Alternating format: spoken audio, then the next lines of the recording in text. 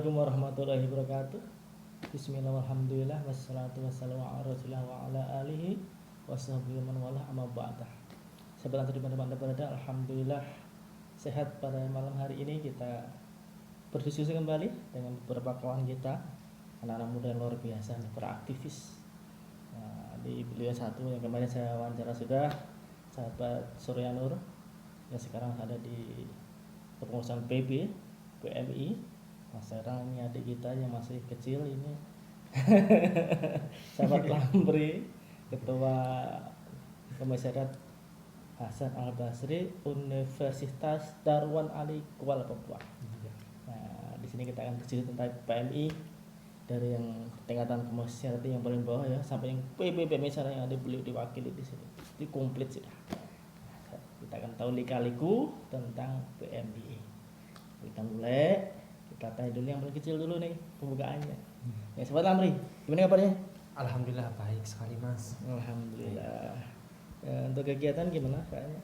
Untuk kegiatan sekarang berjalan lancar-lancar normal Mas. Yang terakhir apa kegiatannya? Yang terakhir kegiatan yang kami lakukan di sini yaitu penggalangan dana Mas. Iyalah. Untuk bantuan korban banjir kemarin. Bukan korban Covid?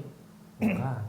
Lainnya. Kalau korban Covid gak berani turun ke lapangan kemarin Mas. Oh, nggak boleh ya. Nanti Nggak dibolehin sama pihak Polres Mas. Mau menggali malah ketularan kamu semuanya. Oke, situasi seperti ini. Sudah berapa lama PMI di Kuala Pembang ini sebetulnya? Setahu Anda? PMI di sini Mas, kalau saya masuk di PMI itu mungkin sekitar 4 tahunan sudah Mas. 4 tahunan. Iya. Berarti sebelumnya sudah ada ya, sudah lama ya? Iya sudah lama Mas. Ya. Lupa ya? Lupa. Enggak juga. Lupa. Oke. Kalau sahabat Surya ber-PMI sudah berapa tahun berarti? Ini kan sudah, kalau sahabat Lamri kan dari 2017 sampai 18 atau 17? 2018 sampai hari ini berarti sudah 4 tahunan. Sekitar 3 tahun setengah Mas. Ya. Kalau sahabat Surya sudah Saya berapa lama? dulu sama papanya 2013. Alhamdulillah. Wow, Bareng lagi. Iya. Lama sekali ya. Itu hampir 8 tahun ya. Tapi sahabat-sahabat saya di PB itu ada yang sudah dari 2009, 2008. Luar biasa. Berarti pengadilan ini emang Ada batasan umur juga, Mas. oh ya. Maksimal 30 tahun. Oh PB. iya.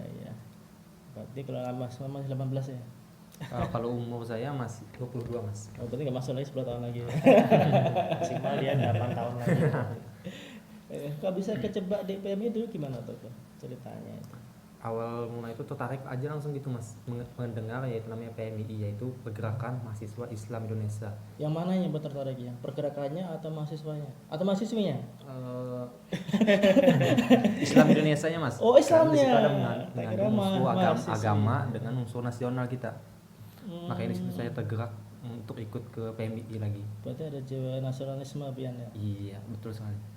Berarti- Wajib kalau jiwa nasionalisme semua warga Indonesia, warga negara Indonesia wajib harus punya. wajib. Iya, boleh tidak. Berarti ini ada sesuatu yang ditanamkan di Dalam diri kita Mas. PMI ini. Iya. Karena sekarang banyak orang yang mungkin tidak nasionalis lagi, banyak membela yang di luar sana tapi melupakan negara. Jadi maka ini PMI harus mengembalikan dari anak-anak muda kita untuk tetap nasionalis. Oke, nah sekarang kayaknya kita bisa membandingkan nih antara yang sudah kader lawas dengan kader baru nih. Coba kalau kader baru nih yang paling menyenangkan apa? Ber-PMI itu. Oh, semasa PMII Mas. Oh iya. Atau yang asik-asik aja lah gitu. Menurut saya yang paling menyenangkan di PMI itu ialah bertemu dengan anggota-anggota yang lainnya Mas, di dalam suatu perkumpulan seperti itu, antara itu diskusi atau sharing-sharing. Itulah yang menurut saya sangat menyenangkan. Oh, berarti Anda tipe orang pemikir ya? Oh, jelas Mas. Saya kira orang yang suka beramai. Enggak juga Mas, enggak juga, Mas. Kalau sahabat Surya apa nih yang paling menyenangkan saat ini? Kan perbandingan nih, ini di tingkat bawah, ini tingkat pusat. Ketika sudah sampai di sana tuh yang menyenangkan apanya? Saya kalau ber-PMI itu sudah senang aja gitu, Mas. Oh. Udah nyampe tuh sudah seneng dulu ya. Belum apa-apa sudah seneng dulu. Senang. Jadi saya tidak tahu lagi apa yang menyenangkan karena sudah senang saya. Mungkin digambarkan biar yang di bawah ini bisa semangat juga gitu, pengen kesana juga. Iya harus semangat karena eh, proses belajar itu kan bagi saya itu long life education. Long Jadi life education. belajar itu sepanjang hidup, seumur hidup ya. Hmm. Jadi harus selalu dijalani step by step, langkah demi langkah, anak tangga demi anak tangga. Nanti Berarti nggak ada, ibarat iya kalau nggak ada shortcut berarti ya. tidak, sebaiknya jangan pakai shortcut. Oh. Kalau pakai shortcut itu biasanya hasilnya tidak maksimal, kemudian juga banyak masalah di kemudian hari. Jadi bagi saya belajar itu ibarat kita naik gunung. Semakin kita terus berjalan ke atas menjalani prosesnya, semakin tinggi nanti akan semakin indah landscape pemandangannya. Nah, semakin di atas itu kita semakin indah dan semakin luas kita melihat. Artinya kemudian kalau kita terus belajar, semakin berproses, wawasan kita semakin luas, cara pandang kita semakin luas, nanti tidak mudah kagetan. Nah, kalau yang di bawah itu masih sempit biasanya. Jadi ada hal yang baru sedikit kaget, panik. Nah, kalau sudah di atas biasanya tenang-tenang saja. Oh, coba apa tuh? Kita tanya Jadi dulu. dia kalau masih dia di komisariat, ini masih mudah panik. Oh, belum tentu. Kita tanya dulu. Kita tanya dulu. Kenam. Sekarang kita cara pandang Lampri ini dalam berorganisasi itu seperti apa? Nah, coba baru ditanya panik. Benar panik. Cara pandangan tentang organisasi kemahasiswaan itu seperti apa? Penting atau penting sekali?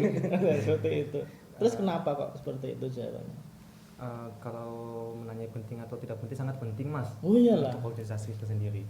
Kenapa? Karena untuk hal semacam ini tidak bisa kita dapatkan semata-matanya untuk di kampus. Makanya kita di sini diharuskan untuk ikut organisasi supaya pemikiran kita lebih terbuka lagi, bisa membangun jaringan dengan yang lainnya juga tentunya. Emang apa indikasi kok bisa terbuka tadi? Apa? Dari berbagai macam pertemuan mas, dan juga pengalaman-pengalaman yang ada di dalam bermasyarakat. Berarti saya tanya dulu. Iya. Gimana cara membuka pemikiran tadi? Kan gini masih terbuka nih. Ini udah membuka kan? Nah, itu tukang bukanya. Ini Mas belum Sama-sama aja, buka Mas. kan? Ini tukang bukanya. Cara membuka pikiran biar berwawasan luas itu seperti apa? Adik-adik kita nih. Sebelum saya menjawab, boleh minum dulu nggak? Wah, haus silakan. Minum dulu ya, minum. Haus ya. Aduh, terima kasih banyak mas. Seruput dulu esnya. Segar. Apa tadi pertanyaannya? Cara membuka wawasan. Kan ini adik-adiknya kan yang dibuka. Kalau yang udah senior ini kan yang membuka kan, yang biasanya memberikan menjadi mentor Iya, ya. benar sekali. Nah, seperti itu. Wawasan itu saya kira sebenarnya tidak, menurut saya ya, bisa salah bisa benar. Menurut saya tidak terbuka dan tertutup. Tapi betul. wawasan itu ya sudah display, sudah ada. Sudah ada. Hanya luas atau sempit. Nah, itu tadi. Jadi kan bicara landscape pandangan, wawasan tadi, saya kira semua orang punya wawasan, hanya ukuran luas dan sempitnya. Nah, kalau mau luas bagaimana? Kalau mau luas tadi yang saya sudah cerita soal gunung. Jadi harus terus dijalani prosesnya. Semakin bertambah pengetahuan kita, pengalaman kita, semakin besar juga jiwa kita dan semakin luas wawasan kita. Oh, berarti bekal harus dilengkapi tadi ya. Jadi harus ilmuwan, dijalani. pengalaman, mungkin juga dengan diskusi juga Iya, bisa membangun Ya. ke pemikiran mindset kita berubah juga lebih baik lagi. Karena ke depan. kesannya kalau misalkan terbuka dan tertutup ada shortcut tadi. Jadi kayak semacam begitu kita mampu membuka langsung keren gitu. Nggak bisa instan. Jadi semakin ke atas dikit-dikit, Harus semakin luas gitu. Iya, ada tahapan-tahapan yang harus Dilalui. iya, Iya. ditulis betul tempuh. Nah, kemudian kalau sahabat Lampri nih sudah 4 tahun, kira-kira bentuk pengkaderan ya, kan perlu pengkaderan nih. Ini kalau Organisasi untuk kader melanjutkan kepengirisan ini, apa yang sudah dilakukan? PKD kan mas? Mungkin kalau PKD kan sifatnya kan apa namanya ya, pengkaderan resmi ya, yang nggak resmi mungkin dari kamu teknik kamu sendirilah. Wah, aku pengen aku biar orangnya militan itu secara strategi pribadi ya sebagai orang pemimpin, apa yang bisa kamu lakukan itu? Menurut saya pribadi, hal yang dilakukan supaya kader-kader yang lainnya supaya lebih aktif lagi di sini. Di sini saya di sini kayaknya harus melakukan sebuah terobosan, Mas. Apa itu?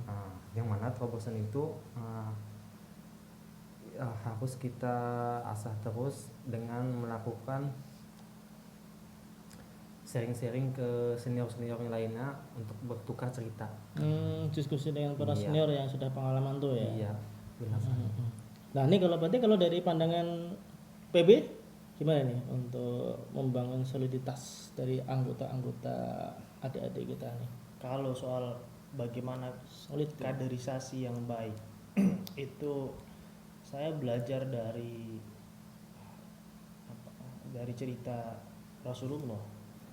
Jadi Rasulullah itu diikuti bukan karena perkataannya sesungguhnya, bukan karena apa yang dia sampaikan, tapi karena apa yang dia tampilkan, apa yang dia praktekkan. Keteladanan tadi ya. Jadi harus dengan laku, jadi tidak bisa hanya dengan ngomong, Mas. Jadi mengkader itu yang paling mengena, paling akan menjadi terpatri dalam hati kader-kader kita itu adalah dengan suri tauladan kita, laku kita. Kalau kita cuma ngomong saja tapi kemudian lakunya tidak sesuai, itu malah menjadi kontraproduktif. Jadi bukan menjadi simpati, orang makan jadi tidak suka malah, kan begitu.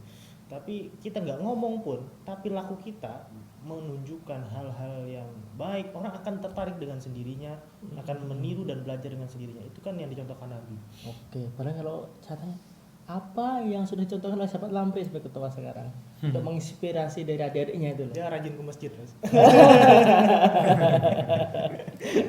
Coba apa coba selain ke masjid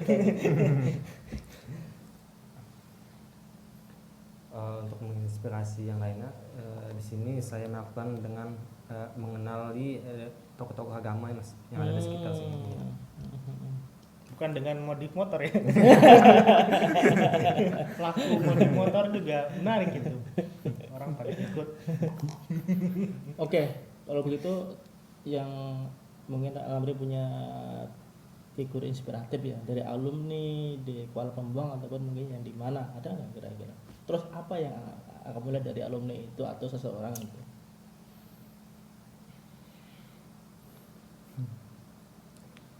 Figur ya, Mas ya. Seseorang lah yang kamu banggakan lah. Kalau seseorang itu kalau sekarang mungkin ada ya, Mas ya, di samping saya orangnya. Soalnya baru kenal juga, Mas. Kalau yang sebelumnya itu belum, tapi mengenal ya, Mas. Terus apa yang kamu lihat? PNSA. Di sini saya melihat beliau dari sosok kepemimpinannya yang lemah lembut, terus mengerti bagaimana kondisi-kondisi yang ada di bawahnya itu. Ada empati ya. Iya, benar. Nggak bisa menyesuaikan. Di situ saya salut dengan beliau, Mas. Berarti kamu bisa meniru berarti. Iya, alhamdulillah mungkin.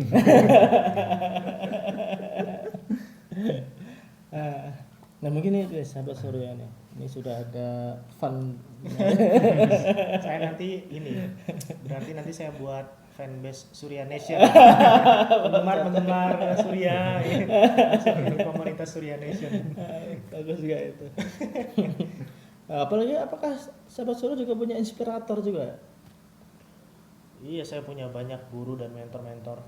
Kalau saya waktu kuliah itu saya punya 2 guru yang saya teladani. Satu guru filsafat namanya Haji Ahmad Namawi, itu yang mengajarkan saya bagaimana berpikir secara logik, reasoning yang bagus, bagaimana kita merunutkan satu permasalahan dari hulu sampai hilir dengan tuntas sehingga bisa menjawab itu. Kemudian yang kedua ada Bapak Hakim Shah, itu guru politik pertama saya di kampus yang mengajarkan bagaimana memimpin, bagaimana politik seharusnya digunakan. Dan mereka satunya itu PMI, Pak Hakim Shah. Kalau yang di luar itu, di luar perkuliahan banyak juga.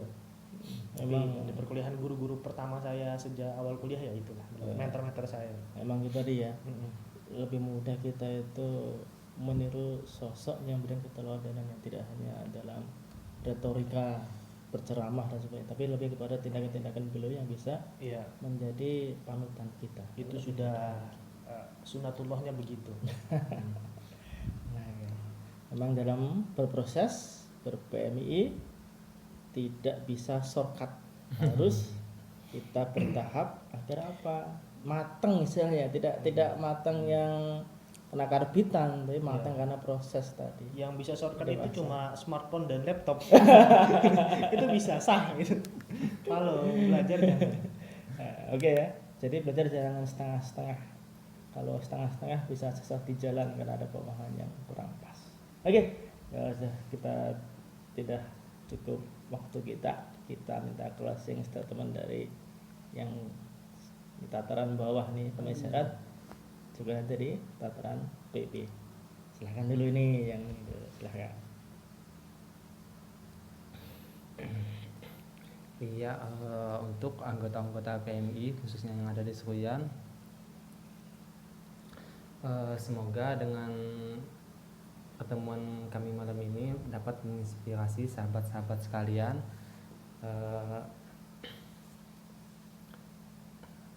dan juga bisa membuka pikiran sahabat-sahabat untuk mendalami PMI selanjutnya.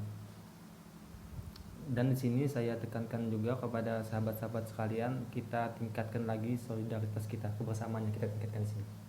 Mungkin itu saja, Bang. Oke, terima kasih. Kemarin dari PP silakan. Closing statementnya Ansor maju satu barisan, 1000 rintangan patah semua. Semua. Nasionalis, religius, nasionalis. Tidak bertentangan, jangan dipertentangkan. Alhamdulillah ramai sekali malam hari ini teman-teman dua sahabat kita. Tentu banyak manfaat, informasi, inspirasi yang bisa kita ambil. Nanti insya Allah kita bertemu kepada podcast selanjutnya. Silahkan yang mau curhat di kolom komentar, saya kita cantik untuk videonya. Oke, Ansar insya Allah selalu nasionalis, religius, dan nasionalis. Tidak bertentangan, jangan di pertentangan. Wassalamualaikum warahmatullahi wabarakatuh.